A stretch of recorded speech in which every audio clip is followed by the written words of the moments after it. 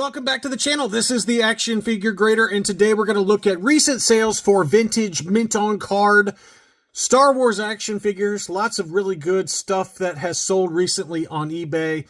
Some of them are sneaky. They just get out there and then somebody grabs them really quick. So you got to be constantly looking. I missed a few of these when they got listed, but overall, pretty decent prices for varying degrees of condition. I'll leave it at that. Some of the high-grade stuff went for some pretty significant prices, despite maybe what we're seeing a slight downturn in prices overall.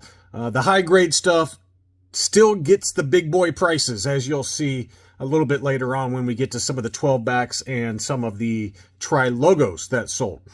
First of all, let's start off with this one. This one was one I think I had in a what to buy video a couple of weeks back. This was a 12-back B Darth Vader. This one was actually probably the worst condition of all the ones that he had for sale, but this is the only one that actually got any bids, which I was really surprised by. So you can see there, it had a pretty major crease on this 12B Darth Vader. Very nice presentation to it, but keep in mind that crease probably keeps it to it at most like a 70 grade, maybe a 75, but I doubt it. Probably a 70. And it's weird because they had like an R2-D2, I think a C-3PO, maybe a Luke Farm Boy 12-back, and they were all in very good condition. I mean, very high-grade condition with very reasonable starting bids, but none of them had a bid at all except for this one. So I just thought that was interesting. But this one, it presents very nicely despite that major crease. But that Vader did sell at $10.27 on 6 bids. But I was shocked that the other ones didn't get any bids at all. Here was a 12-back C Darth Vader AFA 75. Punched example with some light wear here and there. The blister had some weird issues, but nothing major wrong with it. That one sold in a buy it now for $1805.99. So, you know, compare, that's again a 12-back C, excuse me, 12C. This one was the 12B, and this one was a 75 grade that sold at $1,800. This one was a 12B, so earlier card back, but probably more like a 70 grade, and sold for $800 less. So just an interesting comparison for two early 12-back Darth Vaders. Here was a 31-back B offerless C-3PO, punched example, AFA 85. So pretty high grade on that one. That one sold for $925. I believe Chris had one very similar to this that was also for sale for $825, if memory serves. I'm going on memory, but it was very similar. It was the same card back, the 31-back B, also very high grade. So it must be one that is pretty easy to find in high grade, since I found two of these that were either available or did sell on eBay. And obviously Chris had one as well over on Rogue 5 Toys on Facebook. So I think he was asking $825, and at least as of the making of this video, it still has not sold yet. But this one did sell at $925. So if you're looking for one, in the video description, there will be a link to Rogue 5 Toys. And make sure that if you join, that you answer all the questions. Otherwise, Chris will not allow you to join. And I'm also listing a bunch of different stuff over the next month or so, both mint on cards as well as loose graded, things like that. So always good stuff on Rogue 5 Toys to take a look at. And at least as of the making of this video, there is one of these still available for $100 less than what this one sold for. Next up is another C-3PO. This is the 41-back A, and this is the first of several 41As that sold recently. This one sold in an auction for $255. At first glance, that seems like way too low, but you can see there it does have yellowing starting on the blister, and it does have some light edge wear and then some weird scuffing and things like that at the top right-hand corner. So by no means a perfect card. And it also did have a cut pup, too. So all of those factors played into why that one sold for $255. But, you know, again, budget-friendly. Some of you have made it clear that you do like my budget-friendly when I include stuff like this in my videos. So I try to include these where appropriate. But that one did sell $255 cut pop. This is one that I thought was a great deal. This was an AFA 80 that was originally listed for $575. And I also had an AFA 80 that I listed for $575 on Rogue 5 Toys. It did sell. This one had lower subgrades than mine. Mine was 80, 85, 85, I believe. I'm going on memory. It might have been 80, 80, 85. I can't remember. But mine was also unpunched like this. But this one was listed for $575, did not sell, and then it got relisted at $500 and then sold immediately, which, great deal. That's a really good deal. And I think that one was appropriately discounted relative to mine that was a little bit better subgrades than this one. You can see the blister there had some obvious issues, which helped keep the price down a little bit relative to my example of the IG-88 on the 41 back A. So that was a good deal though at $500. I thought that was a very fair price.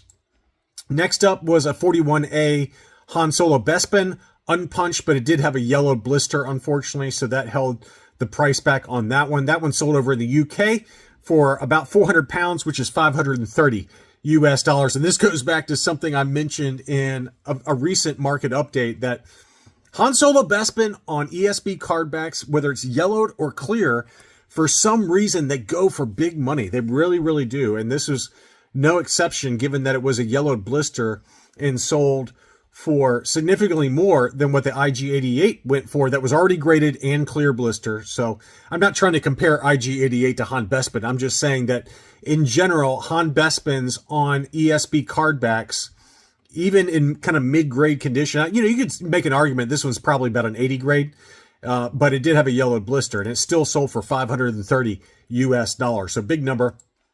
All right, this seller is interesting. So I checked out the seller's profile and everything.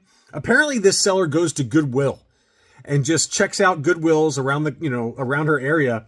And she must have hit the jackpot, because she got all of these that were listed, and there are more available. And I sent a few of them out to my Patreon supporters and buy it now alerts, but I'm only going on what she says in her profile. It just says that she travels to different Goodwills, and somehow she hit the jackpot and found all of these mint on cards at Goodwill. So this one was a 48 back C Hoth Imperial Stormtrooper, unpunched with a Kmart price sticker. And all of them had kind of card curl and things like that. And none of them were actually perfect or anything like that. But, for a Goodwill pickup, this is pretty awesome. Clear blister with some blister issues, some crunching there. $395 is what that one sold for in a buy it now. She also had the 48C for Yoda, which is a very desirable variant. You can see there that this one had a factory error miscut. You can see how the back of the card is not cut correctly. So just an interesting item there. But this one usually comes with the Cater Gray Head Yoda. This one doesn't appear to be that, though. It looks like it could be, but looking at the figure, the head matches the paint scheme for the arms and the feet. So I don't think this one is the Gray Head Cater. I could be wrong on that. But one thing you'll notice is that it had pinching in the blister in the upper right-hand corner, and then at the bottom it had some weird things going on. Don't be alarmed if you see that for 48 backs. It's a very common defect that we've talked about on the channel in the past, and the grading companies recognize that. So there's something about, especially the 48 backs, where the factory seal process for the blisters on these 48 backs routinely got screwed up. And you can see that the back of the card on this one has issues in terms of how it was cut. And then it's got a pinch in the upper right-hand corner. And then it's hard to see, but in the bottom of the stem there, it also has some issues. So all of that kind of stuff is very, very common for 48 backs. Don't be alarmed if it happens, or if you happen to be looking at one that has these issues. But at $425, pretty good deal there. I had a high grade example that I sold for about $1,000, but mine did have the Cater Gray Head inside the 48C Yoda. I'm not sure if this one is the Gray Head or not. It doesn't look like it to me. It looks like a standard brown snake to me. Same seller also had this 65 back Death Star droid, clear blister, pretty good shape overall. Some light creasing on it, probably just from bad handling at the Goodwill.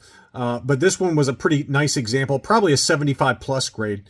That one was for sale at $275. All of these got snapped up immediately as soon as she got them listed. So anyway, I just thought it was an interesting story that some random person just happened to go to Goodwill and find all of these. You never know what's going to happen. On to this seller in the UK that I used to buy from, but he doesn't ship to the US anymore. He had a bunch of very beautiful high-grade AFA examples that he sold at auction, and unfortunately does not ship to the US. These were all UK buyers, but 12-back B Sand People punched example, AFA 80, archival case. It did have staining on the cape there that you can see, so that does hold the price back some, and that's something to keep in mind when you're looking at any Tusken Raider mint on card. The first thing you do before you look at anything else, whether it's graded or not, check out the cape to make sure that it doesn't have major staining. This one did, obviously. So the grading label is no longer applicable. It's probably at best a 75 grade now, if not even lower, given the heavy staining to the cape. So that one did sell still. Despite that staining to the cape, it sold in an auction for 640 pounds, which is $856. So, I mean, what does that tell you? An archival AFA case, and it's still stained. Be careful on spending big money on early 12-backs, because this is what terrifies me about buying any 12-backs and why I never really got into them. Because Leia can have staining, not staining, but she has some degradation on the figure. Especially the torso can discolor. The Stormtrooper, we've seen many examples of the Stormtrooper having torso discoloration and yellowing. The Tusken Raider can get staining on the cape. The Darth Vader and the Star Destroyer Commander or Death Squad Commander, if you want to talk dirty to me, those can get mold on the heads and on the feet and boots and things like that. So all of those things happen. I'm not saying they happen all the time, and I'm not saying if you have one that it's going to happen to yours, okay? But just be aware of it, and, you know, as long as you can take that risk and store them properly, hopefully they'll hold up. But archival cases, you know, even with an archival case, this one still had staining to the cape. And it's just going to happen more and more often as we get older, that these 50-plus-year-old figures, what are we at, 77? I don't know where we're at now. It'll be 50 years in a couple of years. So, you know, this kind of stuff's going to become more and more common as we age. So just keep that in mind. Here was a Stormtrooper. This one was a 12-back B, and it still looks super, super nice. I mean, you could make an argument maybe that the limbs on this one are a slightly different color, but I'm going to chalk this up to just really bad photography. All of his auctions, I just feel like he doesn't do a good job with his photography, but, you know, he did it. He tried to do a nice job showing the condition of the Stormtrooper, and, you know, in certain angles it looks bad, and then other angles like this one, it looks fine. So this one was an AFA 80 12-back B, unpunched, no price sticker. That one sold for fair market value, if not even a little bit low, at 1,021 pounds, which is 1,366 US dollars. So again, I'm not dogging this seller. It's his items. He can do whatever he wants to do. But I think that by not opening it up to US bidders, he probably is leaving some money on the table. But he's also doesn't want to take the risk of international shipping. And I get that. There is some risk trying to ship internationally, stuff getting lost and things like that. So anyway, that one did sell at $1,366. The Leia Organa, here's another 12-back. This is a 12-back C, AFA 80. This Leia looks great. You know, I don't see, you know, maybe, you know, it looks like potentially there's some slight discoloration to the torso on her, but it's very faint if it is. And that one sold for a huge number, 2,650 pounds, which is 3,500 plus US dollars. So the market's basically saying, I think it looks pretty good. The figure looks pretty good. Unpunched, no price sticker, 12-back C, AFA 80, absolute gem. Absolutely nice. So I can understand paying that. I mean, it's more than I'd spend, but it certainly was a beautiful example. He also had an AFA 80 21-back B Snaggletooth, and this blister obviously had yellowed since grading, so just keep that in mind. That stuff does happen as well. It's not as common to have the yellowing on these versus like Return of the Jedi, but clearly either this one was stored improperly or just natural degradation just from age. That blister has heavily yellowed, and the price reflected that at 510 pounds, which is 682 US dollars. Then on to the Tri logos, and there were some beauties in this one. So this one was an AFA 85 Biker Scout, and it sold for 537 pounds, which is 718 US dollars. And I was glad to see that one sell because I had an AFA 85 that I was trying to price fairly relative to this one. So I waited until this one ended, and I sold my AFA 85 on Rogue 5 Toys for $650 plus shipping. So this blister looked a little nicer than mine. This one had a slightly different blister. This one has the etched corner bubble, as you can see right here. And I've heard that comment before from several of you saying, I've never seen etched corners before on a blister. It's actually very common on the Tri logos. And you can see those little ridges there. Those were factory ridges. And some of them have it, some of them don't. Mine did not. But mine was not quite as clean as this blister, even though I still got the AFA 85. So I discounted mine about $68 relative to what this one sold for. Next up was a beautiful AFA 85 Tri-Logo Han Carbonite, unpunched, no price sticker, no 1 pound, 59 pence price sticker. And the price reflected it, 875 pounds, which is 1,170 US dollars. That one was an absolute gem. That blister looks perfect. And I can understand paying that number. That's worth every penny to me if I was in the market for it. This one was a UKG 80 A-Wing pallet, and it sold for a very low number at 394 US dollars, unpunched, with that 1 pound 59 pence price sticker, UKG 80%. So about 400 US dollars on that one. We also had an AFA 85 Luke in Battle Poncho that sold for a huge number, much higher than I was expecting. This one also did have the etched corner blisters on it, although it was not labeled as such by AFA. So I don't know if all of the last 17, all of the Luke ponchos had that blister, or if they're, I've seen some French Meccano blisters for the Luke Battle Poncho, so I know that not all of them have it. So it's interesting how AFA sometimes labels it, sometimes doesn't. Who knows? But that one did sell for a huge number at 1,021 pounds, which is $1,366. I would not have guessed it would have gone that high. I would have guessed probably in the $1,000 ballpark, somewhere in that ballpark. So it went significantly above what I was estimating. Next up was an item from Toy Scout. This was a blue lightsaber 65 back Luke Jedi, unpunched, fairly clean condition, just a couple of light creases on it, but that's probably about an 80 grade, and sold for $482. That seems like a bargain to me, just given what we've seen some other Luke Jedis go for with that blue lightsaber. I think he gets the 80 grade, maybe a 75 for the card because of a light crease in the lower right-hand corner. But man, $482 for a mint on card blue lightsaber Luke, that seems like a bargain to me. Next up was an AFA 80 77 back A Boba Fett. This one actually sold for a lot higher number than I expected. It was a buy it now situation at $3,000, but just fairly light to moderate yellowing on the blister. Punched example, no price sticker. It was a beauty, but really surprised that it did sell at $3,000. I would have guessed more like $2,500 in the current environment, but that one did sell at $3,000.